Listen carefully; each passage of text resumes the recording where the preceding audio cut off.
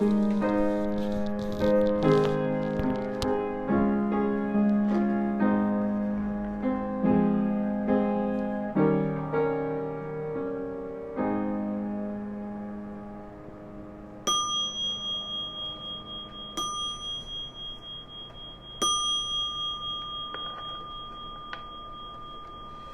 함께 자리에 일어나셔서 찬송가 272장을 찬양하겠습니다.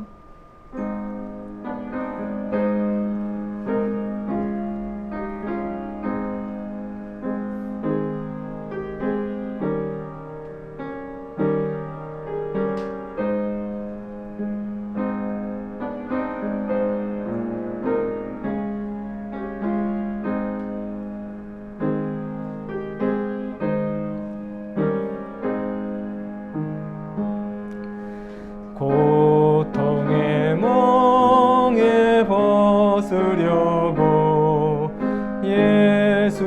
예수께로 나갑니다. 자유와 기쁨 베푸시는 주께로 갑니다.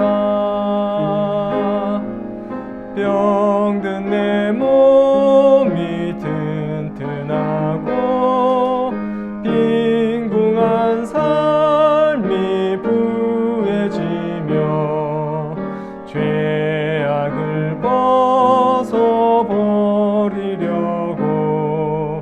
주께로 갑니다. 낭패와 실망 당한 뒤에 예수께로 나갑니다. 십자가 은혜 받으려고 주께로 갑니다. 슬프던 마음 위로받고 이 생의 풍파 잔잔하며 영광의 찬송 부르려고 주께로 갑니다. 교만한 마음을 내버리고 예수께로 나갑니다. 복되신 말씀 따르려고 주께로 갑니다. 실망한 이 몸이 물었고 예수의 크신 사랑받아 하늘의 기쁨 맛보려고 주께로 갑니다. 죽음의 길을 벗어나서 예수께로 나갑니다. 영원한 집을 바라보고 주께로 갑니다. 멸망의 포구에어 나와 평화의 나라 다다라서 영광의 주를 배우려고 주께로 갑니다.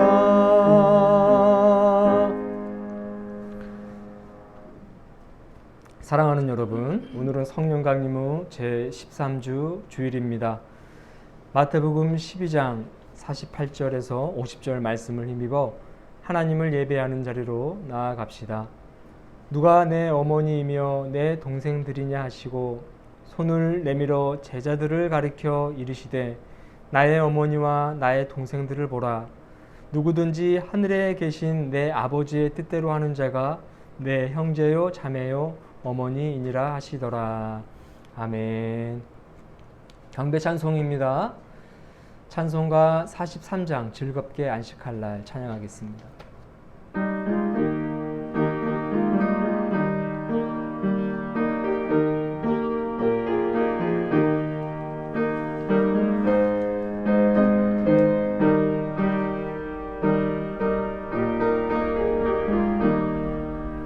즐겁게 안식할 날 반갑고 좋은 날 내 맘을 평게 하니 즐겁고 기쁜 날 이날에 천하 만민 다 보좌 앞에서 참되신 삼위일체 다 찬송 부르네.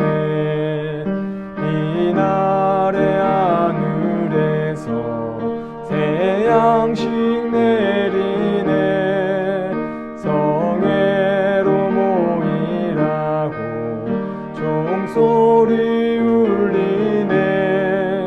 복음의 밝은 빛은 온 세상 비치며 또 영생물이 흘러 시원케 하시네.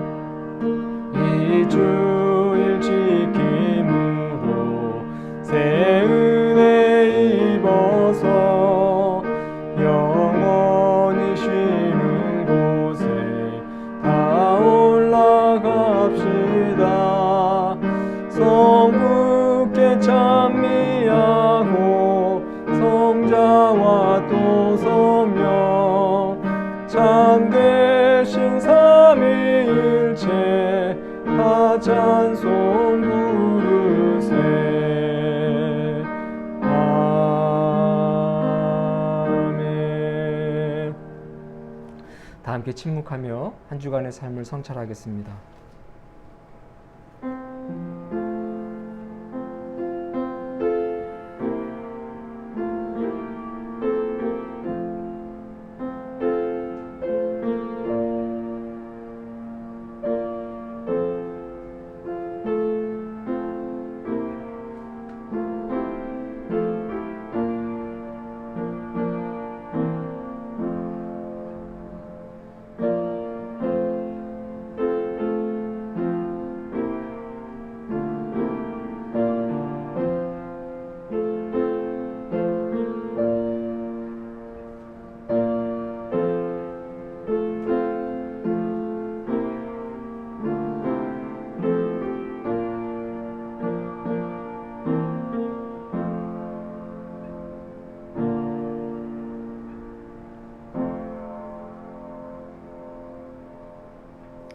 다 함께 죄의 고백을 드리겠습니다.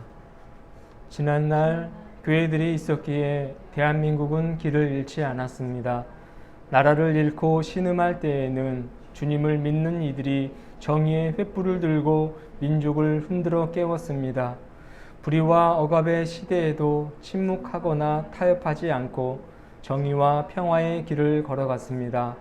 그런데 지금은 세상이 교회를 신뢰하지 않습니다.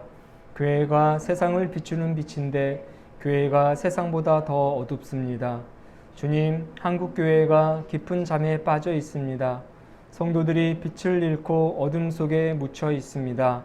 한국교회가 깨어 일어나고 성도들이 빛을 발하게 하옵소서.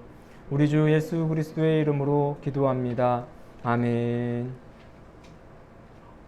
죄를 버리고 주님의 말씀을 따라 살기로 다짐하는 자들에게 주시는 우리 주님의 위로와 용서의 말씀을 들으시길 바랍니다.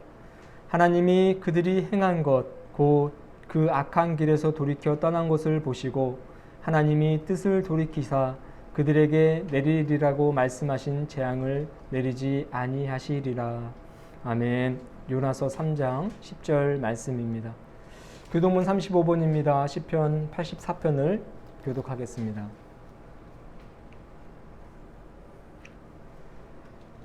교독문 35번 시편 84편입니다. 만군의 여호와여, 주의 장막이 어찌 그리 사랑스러운지요. 내 영혼이 여호와의 궁정을 사모하여 쇠약하며 내 마음과 육체가 살아계시는 하나님께 부르짖나이다. 나의 왕 나의 하나님 만군의 여호와여, 주의 제단에서 참새도 제 집을 얻고 제비도 새끼 둘 보금자리를 얻었나이다.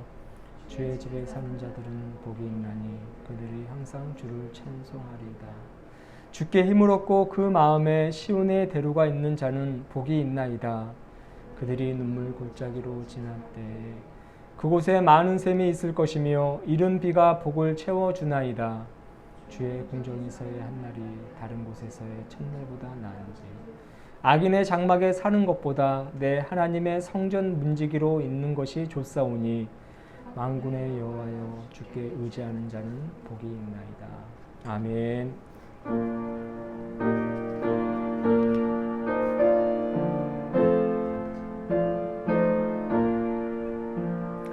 이 천지가 만물들아 복 주시는 주 여호와 전능성부 성자 성령 찬송하고 찬송하세.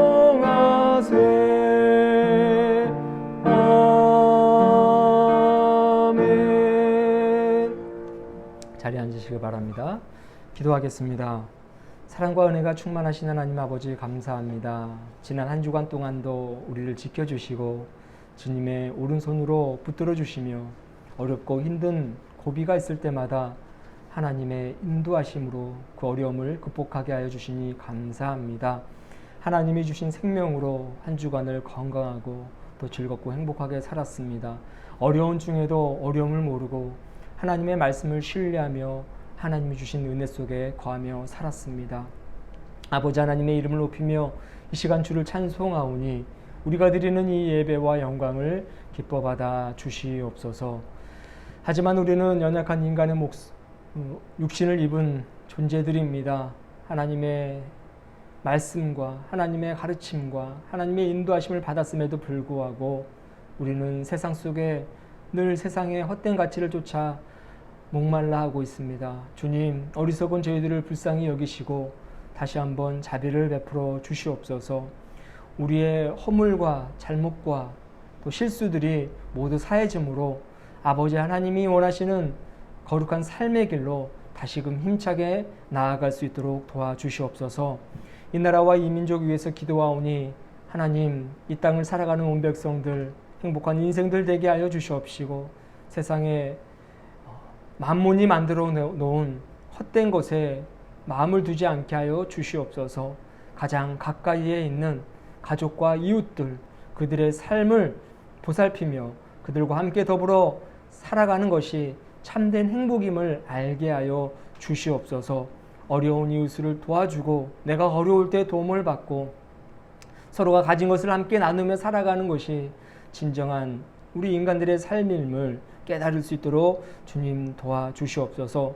또한 열심히 일한 만큼 정당한 대가를 얻을 수 있도록 도와주시옵시고 최선을 다하고 노력한 이들은 그만한 대가를 충분히 공급받을 수 있도록 도와주시옵소서. 어렵고 소외된 이웃들 있습니까? 하나님 그들의 삶을 보살펴 주셔서 그들이 행복한 인생들이 될 수 있도록 도와주시옵소서.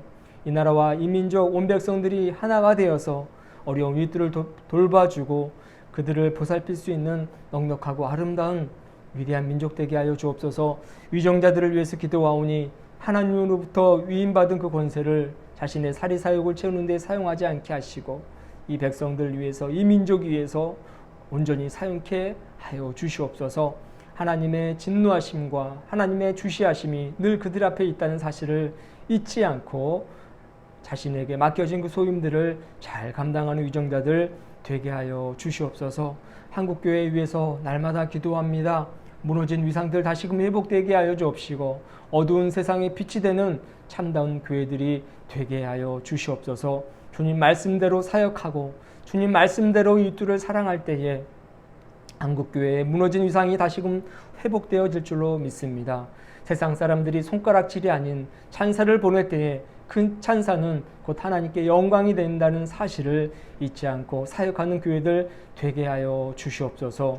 온 교회가 한마음 한뜻이 되어서 하나님을 예배합니다. 가정에서, 직장에서, 교회에서, 어디에서든 우리가 드리는 예배 주님께서 기뻐 받아주시는 줄로 믿사오니 마음과 뜻과 정성 다하여 예배하게 하여 주시옵소서. 함께 가는 교회도 주님께서 이곳에 세우시고 귀한 사역을 감당케 하셨습니다. 그 사역을 감당할 수 있는 교회 되게 하여 주옵시고 시작은 미약하지만 그 나중은 심히 창대해지는 교회가 되게 하여 주시옵소서. 주님의 은혜를 기억하며 그 은혜를 이웃들과 나누는 교회 되게 하여 주옵시고 하나님을 사랑하듯이 지역 주민들과 이웃들과 가족을 사랑할 수 있는 교회 되게 하여 주시옵소서. 오늘도 주님 앞에 모였습니다. 가정에서 모이고 교회에서 모입니다. 아버지 하나님 어느 곳에 있든지 주님을 예배하는 마음은 동일합니다. 주님 함께하여 주시옵소서. 지혜 있는 자에게는 더 큰 지혜를 더하여 주옵시고 연약한 자에게는 흔들리지 않는 굳건함을 주시며 사랑이 부족하고 이해가 부족하고 용서가 부족한 이에게는 주님의 마음을 품을 수 있도록 도와주시옵소서. 이곳에 주님께서 함께 하실 줄로 믿사오며 살아서 역사하시는 예수 그리스도의 이름으로 감사하며 기도하옵나이다. 아멘.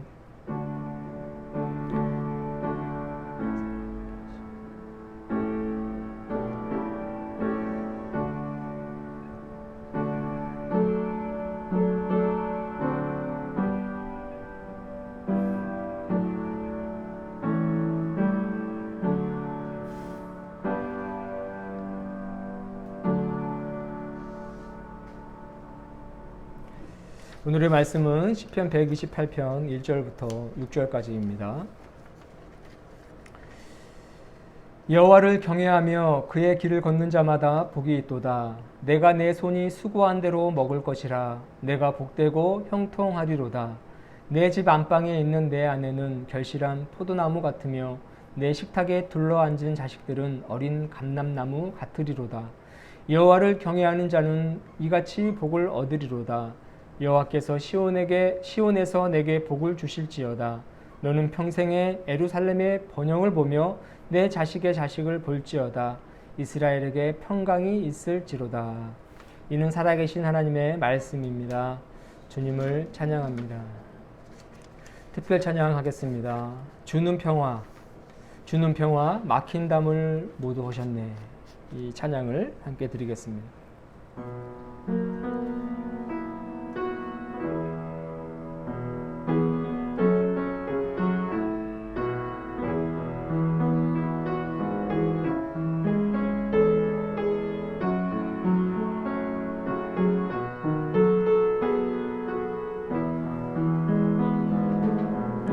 주는 평화 막힌 담을 모두 오셨네.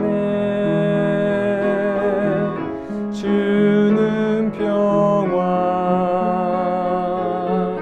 우리의 평화 주는 평화 주는 평화 막힌 담을 모두 오셨네. 주는 평화 우리의 평화 염려다 맡기라 염려다 맡기라 주가 돌보시니 주는 평화 우리의 평화 염려다 맡기라 주가 돌보시니 주는 평화 우리의 평화 주는 평화 주는 평화 막힌 담을 모두 오셨네. 주는 평화 우리의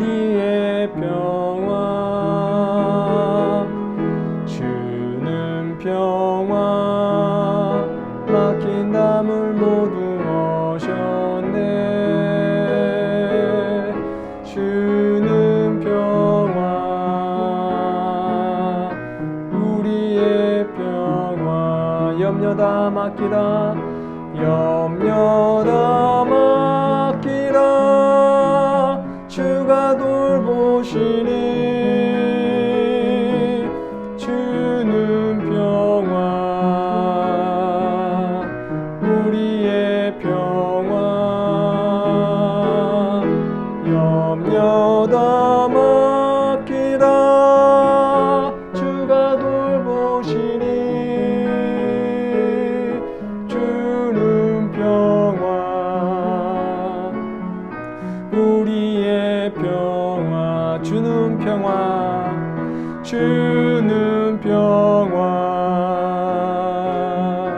우리의 평화 주는 평화 주는 평화 우리의 평화.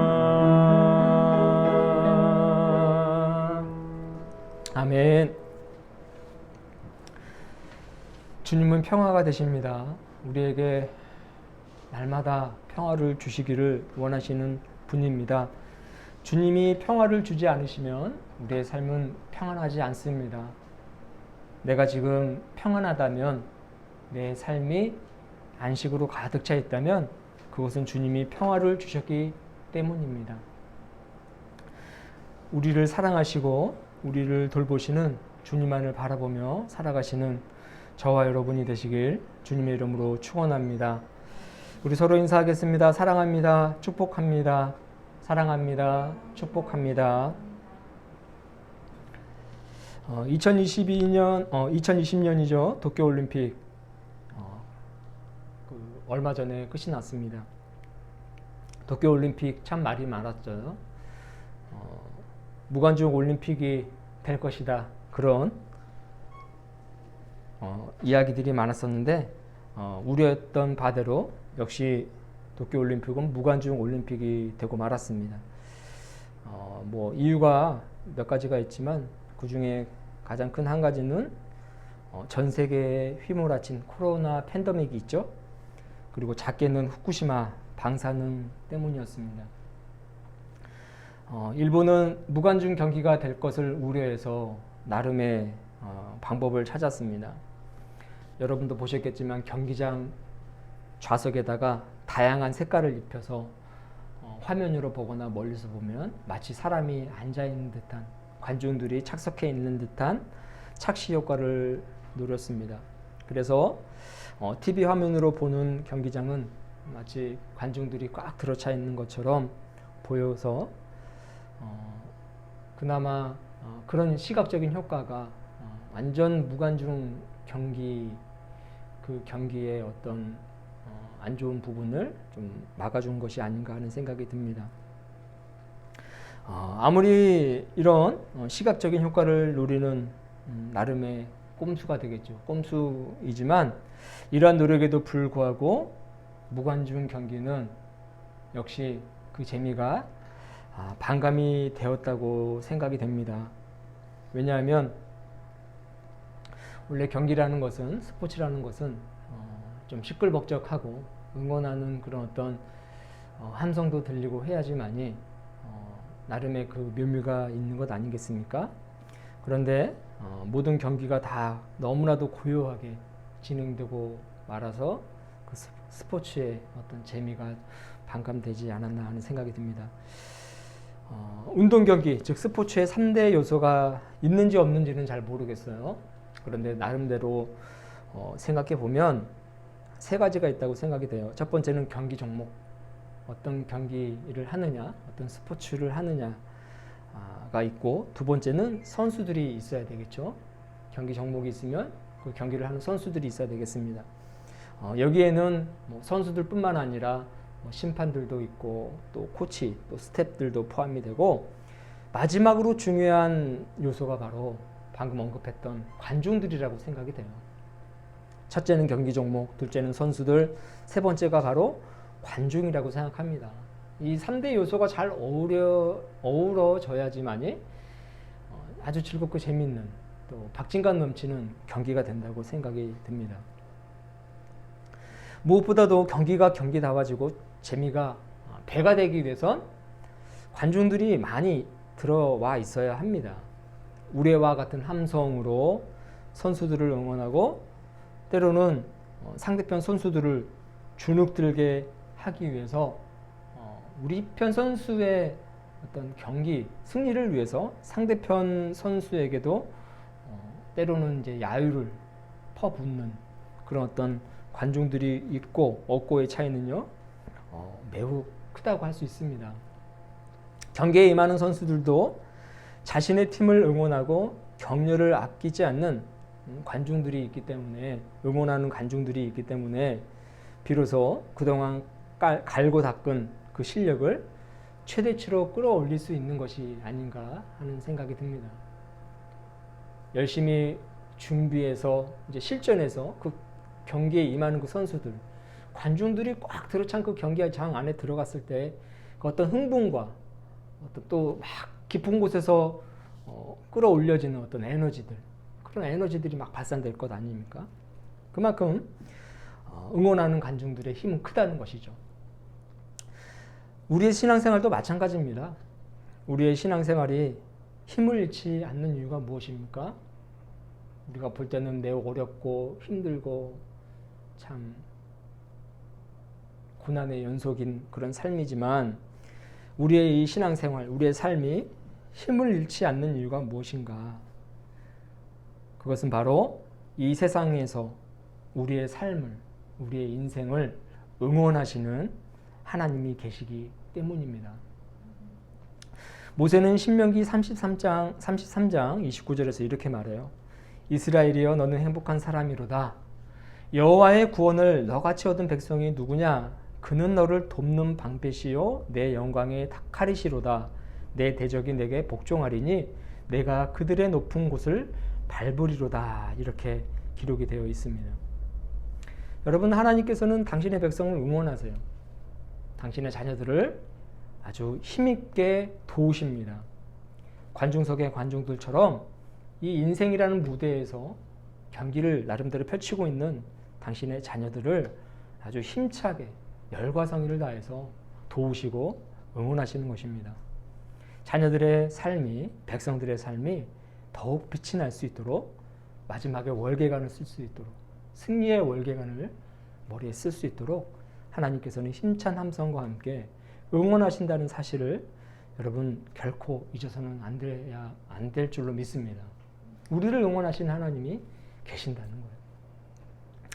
여러분, 오늘 이 시편 128편에서 시인은 이렇게 말해요. 우리를 그렇게 응원하고 계시는 하나님, 그 하나님이 계신다. 우리를 도우시는 방패가 되시는 그 하나님이 계시는데 우리도 반드시 하나님을 경외하며 살아야 된다. 그렇게 지금 이야기를 하고 있습니다. 이 경외하는 삶의 강조점을 두고 또 몇 가지를 더 이야기하고 있는데 오늘 본문을 내용으로 한번 살펴보도록 하겠습니다. 시인은요, 우리 인생에서 반드시 알아야 될 것, 그것에 대해서 이야기하는데 그것이 바로 첫 번째, 하나님을 경외하는 거예요. 하나님은 그토록 우리를 사랑하고 계시고 우리를 돕고 계시고 우리를 응원하고 계시는데 너희들은 반드시 하나님을 경외하는 삶을 살아야 된다. 그렇게 강조하고 있는 것입니다. 1절을 보니까 여호와를 경외하며 그의 길을 걷는 자마다 복이 있도다. 이렇게 기록하고 있어요. 여러분, 시편에서 이 경외는요, 아주 빈번하게 그리고 자주 또 비중이 매우 큰 그런 단어입니다. 자주 등장해요. 무려 42회나 언급되어 나타납니다. 시편이 150편인데 42회라고 한다면 거짓 3분의 1에 가까운 그런 어떤 분량의 단어가 바로 이 경외라는 거예요. 경외. 하나님을 경외해라. 그만큼 하나님을 경외하는 것이 중요하기 때문에 자주 언급되는 것이 아니겠습니까? 하나님을 경외하는 것. 그렇다면 과연 무엇일까? 사전적인 의미로 하나님을 두려워하는 거예요. 하나님의 존재를 두려워하는 것입니다. 경외가. 사실 하나님을 두려워할 수밖에 없잖아요. 그렇지 않습니까? 하나님은 매우 크신 분이잖아요. 우주보다도 크시고 우주가 담아낼 수 없을 만큼 크신 존재지 않았습니까? 그러니까 얼마나 두려운 존재예요. 사실 따지고 보면. 여러분 바다 좋아하시죠? 바다. 스킨다이버, 스쿠버 해보셨나요? 바닷속에 들어가는 거. 저는 한 번 들어가 봤고 2번 들어가 봤군요. 결혼하고 나서 신혼여행 때 이제 잠수함을 한번 타고 이제 아내하고 한번 깊은 바닷속으로 한번 들어가 봤는데, 여러분 바다가요 매우 깊고 넓어요. 그리고 깜깜합니다. 깊이 들어가면 들어갈수록. 근데 여러분 대부분의 사람들이 그 바다의 깊은 곳을 보고 두려워한다는 거예요. 두려워. 너무나도 크고 넓기 때문에. 여러분 하나님은요 이 우주보다도 크고 인간의 어떤 눈으로 머리로 어떤 지식으로 담아낼 수 없는 크고 놀라우신 분이기 때문에 하나님을 두려워할 수밖에 없는 것입니다. 그건 당연한 거죠. 그렇기 때문에 그 두려운 마음을 가지고 하나님을 공경하는 것이 경외라고 성경은 이야기를 하는 겁니다. 두려운 분이시지만 우리를 사랑하시고 창조하시고 우리를 돌보시는 분이기 때문에 그분을 공경해라. 마음을 다해서 그분을 섬겨라. 이것이 경외인 것입니다. 그런데 여러분 이 경외를 보다 세밀하게 우리 시대에 맞게 재해석을 하면 첫 번째는 하나님의 살아계심을 믿는 것이 경외의 출발입니다. 하나님의 존재를 믿는 것이 경외의 출발이죠. 대부분의 사람들은 하나님이 살아계시는지도 모르고 하나님의 존재를 잊고 삽니다. 아예 관심도 없는 거죠.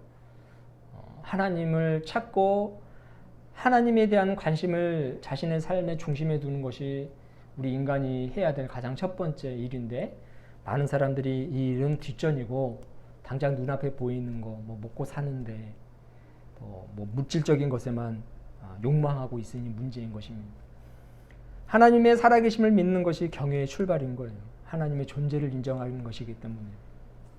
그리고 두 번째는 그분의 말씀을 믿는 것입니다.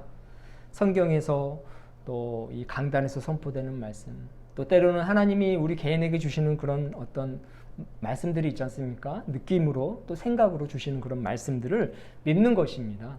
그것을 신뢰하는 것이고 그 말씀은 반드시 내 삶에서 이루어진다는 것을 깨닫는 것이 이 두 번째 경외의 자세이고, 그 다음에 세 번째는 하나님은 정말 선하신 분이라는 것을 믿는 거예요. 하나님은 선하시고 또 한없이 인자하시고 다시 말하면 사랑이 가득하시는 분이다. 즉 하나님은 사랑 그 자체이시다라는 사실을 확신하는 것입니다. 이것이 경외의 온전한 모습인 거죠. 그러니까 여러분 우리에게 이러한 어떤 세 가지 부분이 있는지 없는지를 날마다 점검하면서 살아야 되는 거예요. 하나님을 경외합니다. 하나님 공경합니다. 입으로만 할 것이 아니라 그 말 속에 내가 하나님의 살아계심을 믿느냐, 하나님의 존재를 믿느냐, 내 인생에서 하나님이 제일 중요한 건가? 그것을 늘 항상 염두에 두고 살아야 되고, 끊임없이 우리에게 하시는 그 하나님의 말씀, 그 말씀을 내가 신뢰하는가? 그리고 하나님의 말씀대로 내 삶 속에서 이루어질 것인가? 그것을 굳게 붙들고 있는가? 그것을 여러분 기억해야 된다는 것입니다. 그리고 무엇보다도 중요한 거, 하나님의 선하심, 하나님의 사랑 많으심.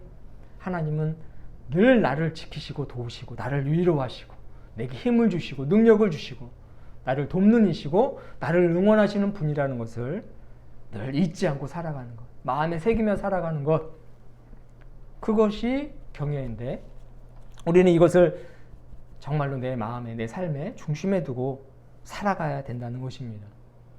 이것이 온전한 경외라는 거예요. 여러분 하나님을 경외하실 수 있길 주님의 이름으로 축원합니다. 하나님의 살아계심을 믿고 그분의 말씀을 신뢰하고 하나님의 사랑, 즉 선하심과 인자심이 늘 항상 나를 붙들고 있음을, 내 삶을 응원하고 있음을 꼭 기억하는 여러분이 되시길 축원합니다. 두 번째는요, 그분의 길을 걷는 것이라고 이야기를 하고 있습니다. 그분의 길을 걷는 것. 여러분 오늘 본문 1절 뒷부분을 한번 보실까요? 여호와를 경외하며 그의 길을 걷는 자마다 복이 있도다. 이렇게 그의 길을 걷는 자마다 복이 있도다. 이렇게 이야기를 하고 있습니다. 많은 사람들, 특별히 우리 그리스도인들에게 있어서 하나님을 경외하는 것, 그것은 그런 대로 잘 순종하는 것 같아요. 그렇지 않습니까?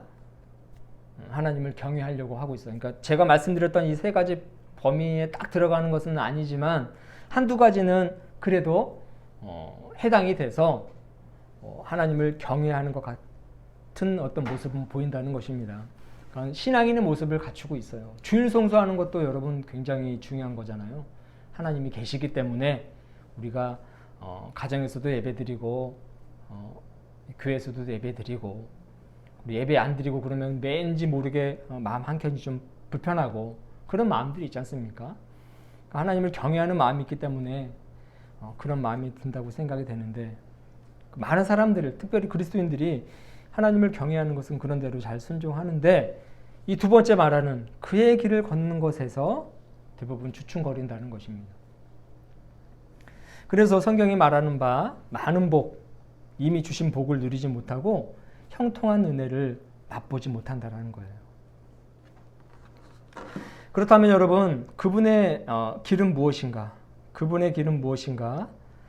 오늘 또 시인은 이야기를 하고 있습니다.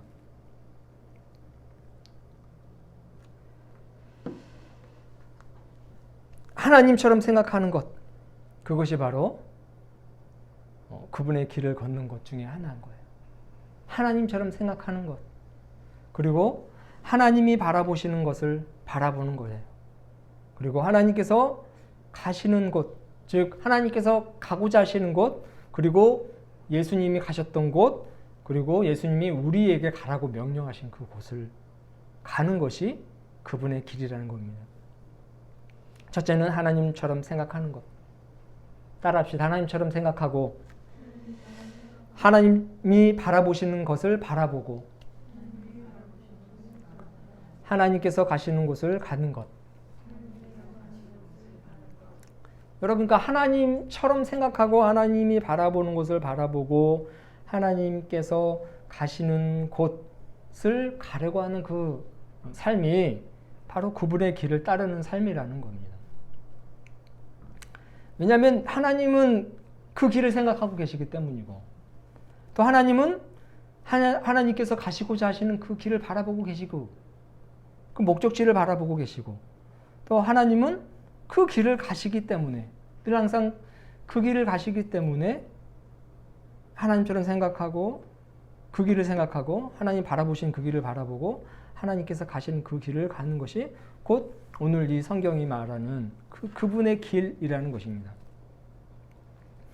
여러분 이처럼 생각하면요 하나님 방식으로 생각하고 하나님이 바라보는 것을 바라보고 하나님이 걷고자 하셨던 그 길을 걸어가는 것이 바로 우리 그리스도인들이 해야 될 하나님을 섬기는 자들이 해야 될 삶의 아주 중요한 요소인 것입니다. 하나님은 늘 우리 인간들을 생각하시죠. 고통하고 신음하는 백성들을 생각하시죠. 인간들을 구원하기 위해서 늘 고민하고 애쓰시는 분이 하나님이십니다.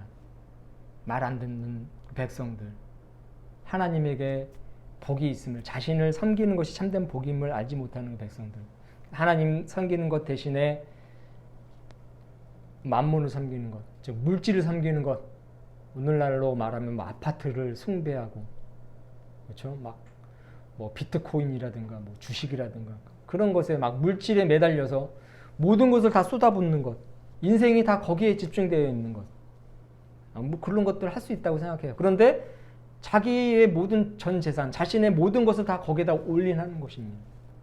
아파트를 살 때 영끌이라고 그러지 않습니까? 영끌.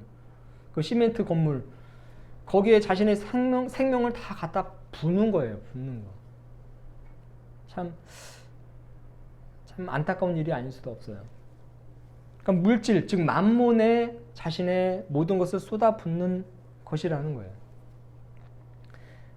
하나님이 아닌 다른 것에 자신의 삶을 완전히 내맡긴다는 것이죠. 그것이 곧 우상숭배이고 만몬의 길인 것입니다. 만몬의 생각인 거예요. 하나님의 생각은 아닙니다. 하나님의 생각은 늘 사람을 향해 있지 않습니까? 우리 자신을 향해 있고요. 어렵고 또 힘들고 울고 있는 자들을 품어 안고 고통당하는 자들을 늘 하나님은 마음에 품고 생각하고 계시는데 우리도 그처럼 살아가야 된다는 것입니다. 그러니까 하나님이 바라보시는 것도 마찬가지예요. 사람을 바라보는 거예요. 하나님은 다른 걸 바라보지 않으세요. 우리도 마찬가지입니다. 내 곁에 있는 사랑하는 가족들, 함께 밥을 먹고 생활하는 가정이라는 공동체에서 함께 살아가는 나의 식구들, 나의 가족 그들을 바라보는 거예요.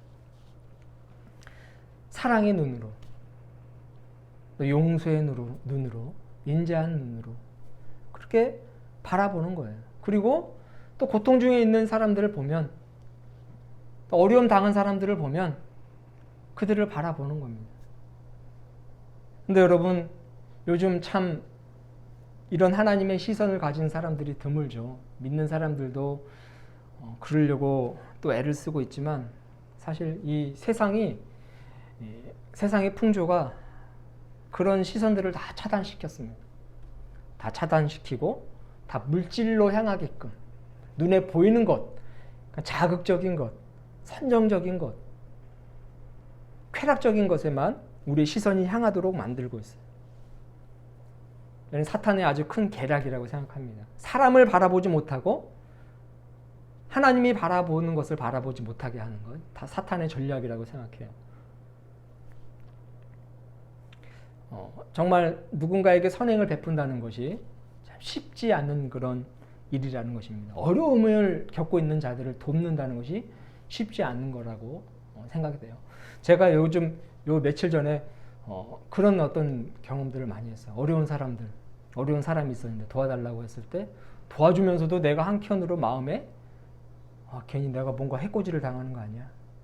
그런 어떤 경험들을 했어요. 그래서 그 칼럼 비슷하게 이렇게 좀 적어놨는데, 그때 있었던 사건들을, 그래서 나중에 혹시 기회 되면 그것을 설명하고 또 말씀드리는 기회가 있었으면 좋겠어요. 어쨌든 하나님이 바라보시는 것을 바라보는 거고요. 하나님께서 가시는 곳, 가고자 하셨던 곳, 또 우리를 보내셨던 곳, 그 곳으로 우리가 가는 것이 그의 길을 걷는 것이라는 겁니다. 하나님이 가시는 곳은 어디예요? 소외된 이웃들이죠. 슬픔과 괴로움과 고통이 있는 그곳입니다. 왜냐하면 하나님께서 고통 많은 우리 인간에게 찾아오셨지 않습니까? 예수님도 마찬가지잖아요. 하늘의 영광 다 버리고 지극히 낮은 이 땅에 오셔서 방황하는 영혼들, 하나님을 모른 채 살아가는 그 영혼들을 위해서 오셨지 않습니까? 그들을 생명 되시고 사랑 되시는 하나님과 연결시켜 주기 위해서 예수님께서 기꺼이 내려오셨다는 거예요. 그리고 우리들을 그곳으로 보내십니다. 예루살렘으로 보내시고 온 유대와 사마리아와 땅 끝까지 우리를 보내셔서 하나님을 모른 채 살아가는 고통받는 이웃들, 하나님이 사랑하는 백성들을 찾아가라, 그렇게 우리에게 말씀을 하셨잖아요. 그러니까 여러분, 우리들도 이 하나님처럼 살아가기 원한다면 주님의 길을 함께 따라 걷는 것입니다. 여러분, 그래서 그의 길을 걷는 것에서 주춤거리지 않고 우리가 주님의 길을 잘 따라가게 되면서 정말 우리에게 주어진 참된 복이 무엇인지를 깨닫고 그것을 경험하며 살아가는 것입니다. 여러분, 오늘날 많은 그리스도인들이 세속화되어 가고 있어요. 그래서 세상 속의 그리스도인이 아니라 세상 사람들화 되어 가고 있습니다. 그러니까 믿음 없는 사람들처럼 살아가고 있는 거예요. 만물을 섬기는 사람처럼 우리 그리스도인들도 그렇게 되어 가고 있는 것입니다. 그래서 우리에게 이미 주셨고 주길 원하시는 당연한 복, 또 소소한 복, 평범한 복, 그 복의 가치들을 모르며 살아가고 있는 것입니다. 하나님처럼 생각하지 못하고 하나님께서 바라보시는 것을 바라보지 못하고 하나님께서 가시는 곳을 가지 않기 때문에 일어나는 현상들인 것입니다. 여러분, 우리는 하나님의 숨결을 가지고 있는 존재인 거 아시죠? 하나님이 숨을 훅 불어넣어서 우리는 생명을 가진 존재가 되었어요. 그러니까 하나님의 그 본성의 일부가, 하나님의 숨결의 일부가 우리 안에 있는 거예요. 그러니까 우리는 하나님처럼 생각할 수 있습니까? 없습니까? 있지요. 왜냐하면 우리에게는 하나님이 계시기 때문에 조금만 집중하면, 우리는 하나님의 숨결을 가지고 있는 존재로서 조금만 집중하면 우리 안에 계시는 성령으로 말미암아서 하나님처럼 생각할 수 있고, 하나님이 바라보는 곳을 바라볼 수 있고, 하나님이 가시는 곳을 얼마든지 갈 수 있는 그런 존재들이라는 것입니다. 그런데 여러분, 우리가 세상 사람들화 되다 보니까 믿는 자들이 아니라 우리 안에 계신 하나님을 생각하지 못하고 세상 사람들처럼 살아가다 보니까 세상 사람들이 추구하는 것을 복이라고 생각하고 종일토록 달라고 부르짖어요. 참된 복이 무엇인지 모른 채. 여러분 마태복음 5장에 보면 예수님께서 복이 무엇인지 이야기해 주셨지 않습니까? 산상수훈이라고 해서 팔복이지 않습니까? 그 복은요 물질적인 복, 세상 사람들이 추구하는 복과는 달라요. 또 예수님께서 자신의 삶을 통해서 복이 무엇인지 보여주셨지 않습니까? 어디 물질의 많고 적음, 만물을 섬기는 것이 복이다 그렇게 말씀하신 적이 있습니까? 마태복음 19장에서는 부자 청년에게 자신의 재산을 모두 팔아서 다 가난한 자들에게 나눠주고 나를 따르라고 말씀하실 정도였어요. 재물과는 상관없다라는 거예요. 그것이 복이 아니라는 겁니다. 여러분 오늘 이 시인은요 진짜 복이 무엇인지 진짜 형통이 무엇인지 세 번째에 말씀을 하고 있어요. 2절 이하에 기록되어 있습니다. 내가 내 손이 수고한 대로 먹을 것이라 내가 복되고 형통하리로다 이렇게 2절에 말씀하고 있습니다. 수고한 대로 먹는 것 그것은 무엇입니까? 일확천금이 아닌 거예요. 한바탕 크게 해갖고 돈을 막 끌어모으는 것이 아닙니다. 일확천금이 아닌 거예요. 한탕주의가 아니라는 거예요. 정직하고 근면하고 성실하게 살아가고 그렇게 살아갈 때 먹고 사라지는 것이 여러분 복이라는 거예요. 수고한 대로 먹는 것, 네가 한 만큼 걷어 먹는 것이다. 네가 뿌린 만큼 그것을 걷는 것이다. 네가 애쓴 만큼 그의 대가를 누리는 것이 진짜 복이다. 이렇게 이야기를 하고 있다는 거예요. 내가 아침에 일어나서 학교 가서 공부해서 그만한 성적을 냈으면 그게 복인 거고 내가 아침에 일어나서 출근해서 이웃을 섬긴다던가 내가 나에게 맡겨진 그 일을 열심히 최선을 다하고 월급을 받고 하는 것이 크든 작든 상관없이 그게 복이라는 거예요. 수고한 대로 먹는 것 그것이 복이라고 이야기를 합니다. 두 번째는 안방에 안에 식탁에 둘러앉은 자식들이 있을 때 그것이 복이다라고 이야기를 하고 있어요. 3절 이하에 있죠. 대궐 같은 집이 아닙니다. 이런 말 있지 않습니까, 여러분? 우리가 돈으로 집을 살 수는 있지만 행복한 가정은 살 수 없다. 그런 말이 있어요. 돈으로 집은 살 수 있지만 가정은 살 수 없다라는 말이 있습니다. 대궐 같은 집이 아니라 화목하고 행복한 가정, 식탁에 둘러앉아서 함께 음식을 나눌 수 있는 그런 어떤 가족들이 있다는 것. 그것이 큰 행복이고 또 참된 복이다라고 이야기를 하고 있는 겁니다. 사소하지만 매우 중요한 것이고 여러분 이 복이 사실 어떻게 보면 경우에 따라서는 매우 큰 복이 될 수 있겠죠. 함께 식탁에 둘러앉아서 음식을 나눠 먹을 수 있는 식구들이 있다는 것, 자녀가 있고 아내가 있고 남편이 있고 가족이 있다는 것, 이것이 얼마나 큰 행복이고 복인지 우리도 느꼈으면 좋겠습니다. 그리고 자식의 자식을 본다고 이야기를 하고 있어요. 6절을 보니까 내 자식의 자식을 볼지어다 이렇게 기록이 되어 있는데 여러분 자녀들이 무탈하게 잘 성장해 나아가는 것이고 그 가정이 잘 유지되고 있다는 거예요. 대가 끊기지 않고 무탈하게 잘 성장해 나가고 성숙해 나가고 가정이 조금 더 좀 풍성해진다라는 것 의미인 것입니다. 그러니까 다른 게 복이 아니라 우리가 일상에서 누릴 수 있는 이런 복들이 진정한 복이고 그의 길을 걷는 자들, 하나님을 경외하는 자들에게는 이 복이 늘 항상 있다라는 것을 이야기하고 있습니다. 사랑하는 여러분, 성경이 말하는 것 여러분 매우 소소하지만 우리들답게 만들어주고 정말 건강하고 행복한 한 인간으로 만들어주는 복이 되는 줄로 믿습니다. 하나님을 경외하고 또 하나님의 길을 걸어가며 하나님께서 이미 우리에게 주셨던 이 복들을 누리며 살아가실 수 있는 저와 여러분이 되시길 주님의 이름으로 축원합니다. 기도하겠습니다. 참 좋으신 주님 감사합니다. 우리를 응원하시는 하나님, 어려운 중에서 힘을 낼 수 있도록 우리에게 힘을 불어넣으시는 주님을 바라보며 주님만 경외하며 살아가게 하여 주시옵소서. 또한 주의 길을 걷는 신실한 그리스도인들 되게 하여 주옵시고 우리에게 이미 주셨던 여러 가지 복과 형통을 눈으로 보며 확인하며 그것을 마음껏 누리며 살아갈 수 있도록 도와주시옵소서. 우리의 가정 화목하고 행복한 가정 되게 해주시고 주님이 주인 되심으로 말미암아 늘 항상 기쁨 가득하게 하여 주시옵소서. 감사를 드리며 예수 그리스도의 이름으로 기도합니다. 아멘. 사도신경으로 신앙 고백을 드리겠습니다. 나는 전능하신 아버지 하나님 천지의 창조주를 믿습니다. 나는 그의 유일하신 아들 우리 주 예수 그리스도를 믿습니다.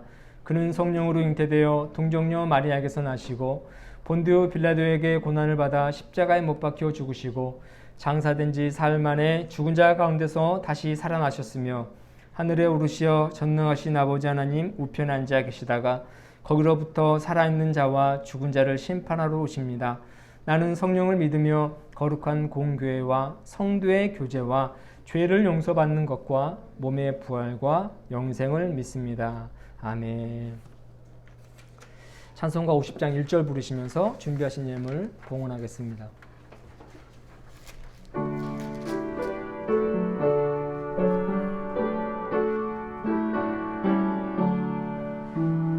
내게 있는 모든 것을 아낌없이 드리네. 사랑하고 의지하며 주만 따라 살리라. 주께 드리네. 주께 드리네. 사랑하는 구주 앞에 모두 드리네. 아멘.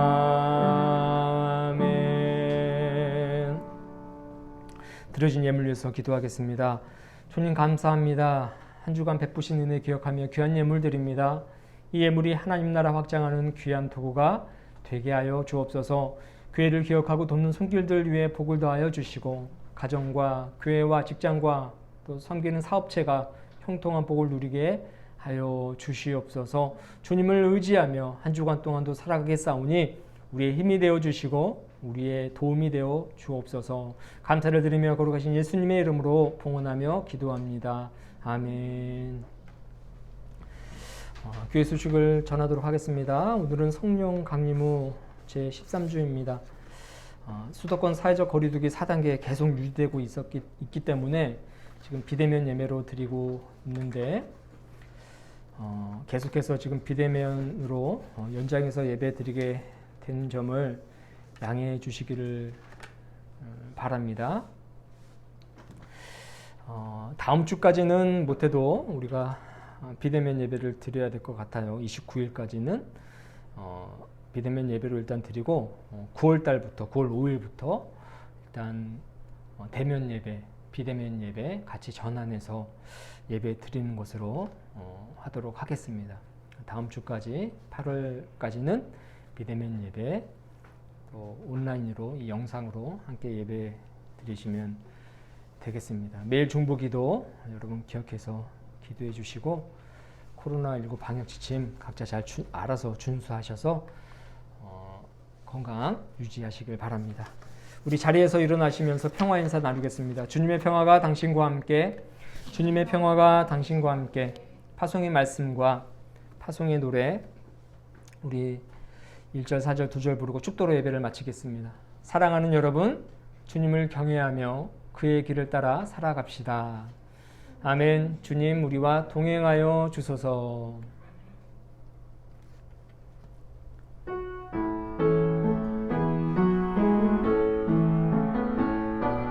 주님의 평화가 우리의 만남 속에 넘치게 하소서. 넘치게 하소서. 평화의 주여, 평화의 주여, 평화의 주여. 당신의 나라가 우리 가운데 샘솟게 하소서. 주님의 생명이, 주님의 생명이 우리의 만남 속에